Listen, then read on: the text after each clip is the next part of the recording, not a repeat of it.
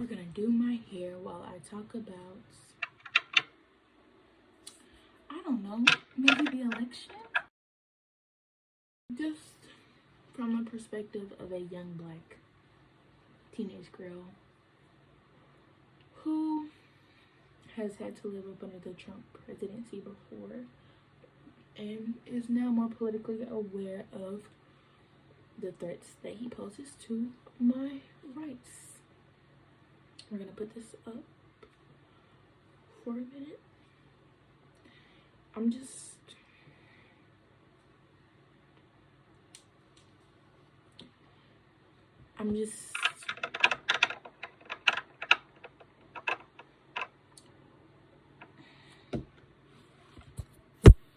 but it is currently 11 o'clock at night. I've been to school. I do go to a predominantly white school in Tennessee. I don't know if I should disclose like which region of Tennessee, but it is definitely a region of Tennessee. And we do have a lot of rednecks, conservative, racist, A-word, B-words. And surprisingly, they weren't decked out in Go Trump gear. Maybe it's because our black population at the school is increasing, so maybe they're like, it's too soon. Well, no. They're silent when they win. They're loud whenever they lose. And maybe it's because they know if they pull up with their racist, they're gonna get their beat. That's what I'm hoping for. I don't know. Like, I'm just genuinely at like a loss of words. I'm just tired. I'm not surprised. Disappointed but not surprised. White women never cease to amaze me in proving that they are in fact white first, woman last. Because they will always do what is necessary to protect their whiteness first. Even if it comes as a threat to their reproductive rights, they don't care. When you look at Trump's like vote turnout rate, when you look at the statistics where it's divided by which race voted for which candidate, was I surprised when I saw that a good majority of white women voted for him? Hell no, because white women like to protect power. They like to protect their wealth, and they will be damned if they voted for a black woman.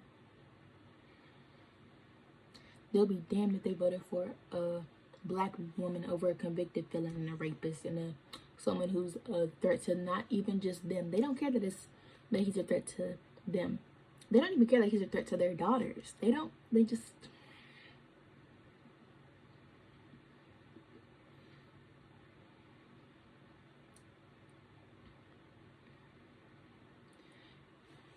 a good sentiment that people were saying whenever they were trying to convince men. I don't know why y'all try to convince men to do anything.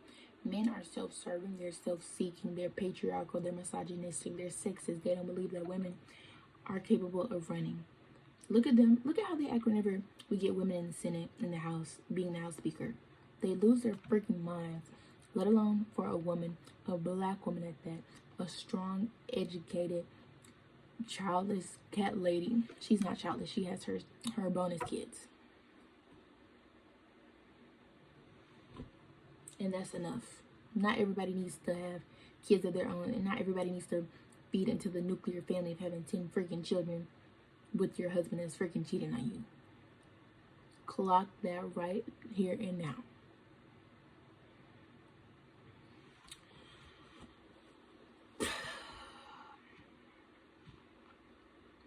And I'm proud to be an American. I was never proud to be an American. I've never liked being an American. And before any of y'all come up here and clock me and try to use this 10 years in the future, I give no fricks because I'm a minor. I am in this time period hurt, and America is doing what America has always done. Catered to the white, the wealthy, the able-bodied, the male. White, able-bodied male. You think Trump cares if you're living in a trailer park and you're white? No. You're like his little henchmen, his little dogs, doing all the racist that he wants to do but he can't because he can't get away with it. Your dogs, your sheep, your puppets. How does that feel? How does that feel? And what pisses me off, I'm not gonna go down this whole rabbit hole, but whenever people are like, God, God, God, God, there are hundreds, if not thousands, of different religions, let alone deities and gods within those religions. And across those thousands of hundreds of religions, you really expect me to believe there's a God that wanted this man in office? And what pissed me off is whenever that little comedy show, whenever they were like, come on, it's the Antichrist. That just feeds into this thing, it's like this ideology that pisses me off, because I genuinely believe that some, let me preface this by saying some white people associate darkness, the devil, with black people.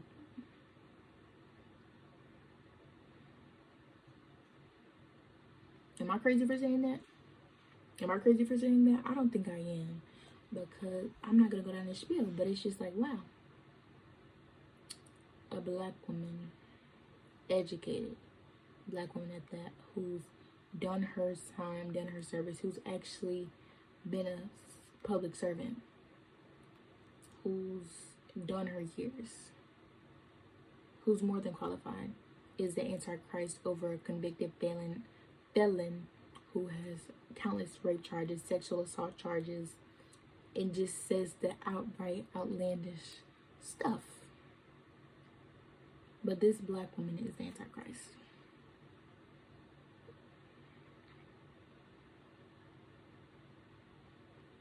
This podcast probably isn't even going to be that long. This video probably isn't even going to be that long, because I'm as a black woman, I'm tired. I can only imagine what our elders are going through. As black people, we are our existence is controversial.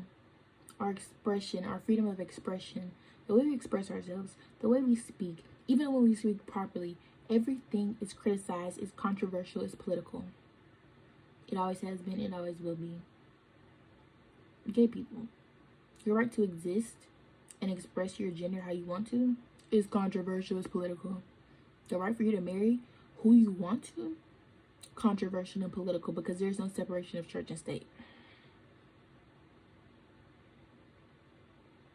Our education system is already butt. It's already sucks. We are like 110. I might be wrong, but we're already so low down the scale. It's actually sad. It's actually sad. And especially our healthcare system. Our healthcare system is a joke. Our healthcare system is a joke. My economics teacher likes to talk about, oh, well, in these democratic socialist countries, you have to wait for a month to get access to get a bed, to get a doctor's appointment. Okay, I could have a doctor's appointment tomorrow and be thousands of dollars in debt, but thankfully I have insurance. But God forbid something happens to me. God forbid I have like a really big procedure that needs to be done. And even if I do, whenever I go into the hospital, I have to worry about whether or not the doctors are going to take adequate care of me, because they have these weird misconceptions of black people and how the black body works. Oh, they're strong. They don't feel pain. They're subhuman. This is America, right, though? The America everybody loves and praises. Patriarchy has everyone so brainwashed, so stuck in their own ways, that they would rather see someone who will take our country to absolute crap than to see a woman. It's, oh, women don't deserve to lead. Who's leading your house? especially in this modern age where you expect women to have 2-3 jobs, come home, cook for you, cook for the kids, clean the house. Who's leading the house? Even in a traditional household. Yeah, the man might be bringing in the money, or at least that's what they're supposed to do by traditional nuclear family standards. But who's making all the calls? Because last time I checked, in white households, the women ran the show. Even in black households. In literally any household. I don't care if you're white, Hispanic, Asian. And I know Asia is a big continent, so it's a lot of Asian people. The women run the show. They can run the house when your daddies leave, especially to the black voters who voted for Trump. Your mom and grandma and auntie and cousins, the ladies down the street, they're more than capable of taking care of you when your daddy's up and leave. But they can't run the White House? How does that work? How does that work? How does that work? Sit there and think.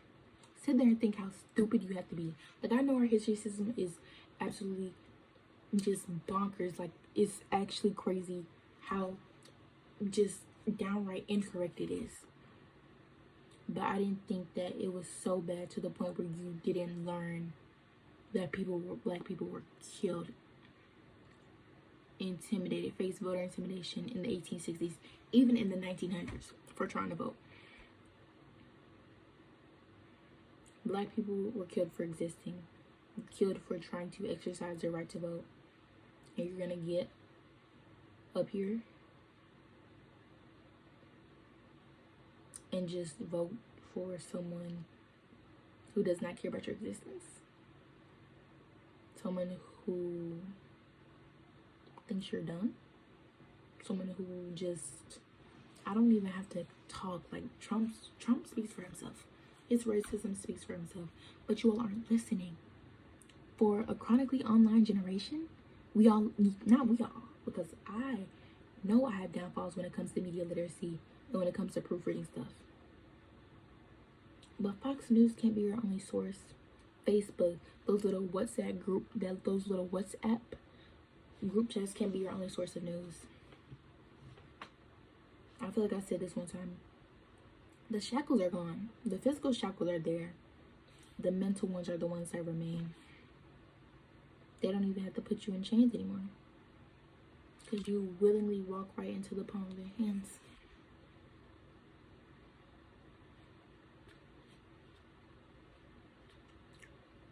Then I remembered, nobody hates black women more than black men.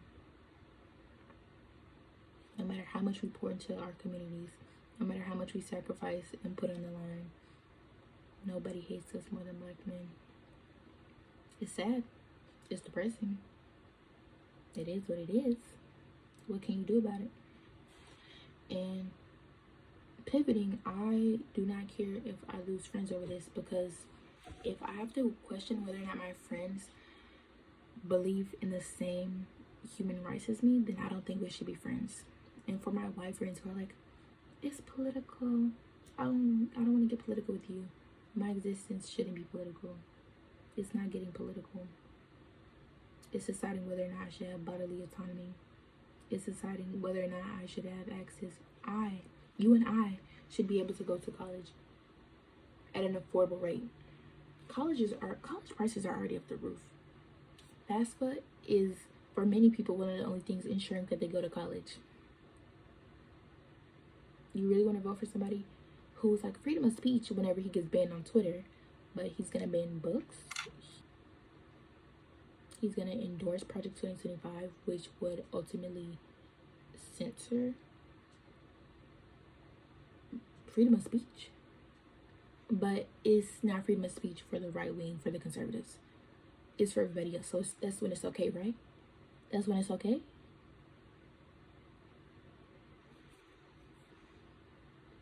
I'm sorry. No, I'm not sorry. It's to the point where I don't care if I come across as the aggressive black woman who we can't talk politics around because she'll get offended. No, I'm not offended. I'm tired. People in my family have fought tirelessly since the 1900s, even before then, for basic human rights for you and I. And it's not just basic human rights, it's just the right for freaking equal due process. And when I say that, I mean the right for a black man, black woman, the black people to get the justice they need after they've been done wrong at the hands of our police system. But we can't go into that. We're not gonna go into that for today because that's just a lot, and I just wanted to make this quick, short, simple, and bitter. Not sweet, bitter, because that's the state of America right now. So thank you all for tuning in, watching, listening. If this hurt your feelings, I don't care. Good. But anyways, we may have lost the battle, but the war is yet to come. So become educated. Learn a bit more about Project 2025. I know I've said this in a previous video, but learn about your local elections. Read. Look into your sources. Make sure that what you're reading is accurate. Don't fall for misinformation, because I feel like that's one of the things that got Kamala. Y'all don't believe the news. Y'all don't believe facts when it comes to Trump being a racist and a convicted felon. And I don't know.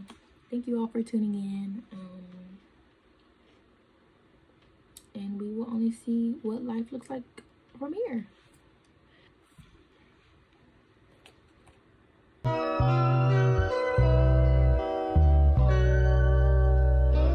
I'm getting tired of your shit.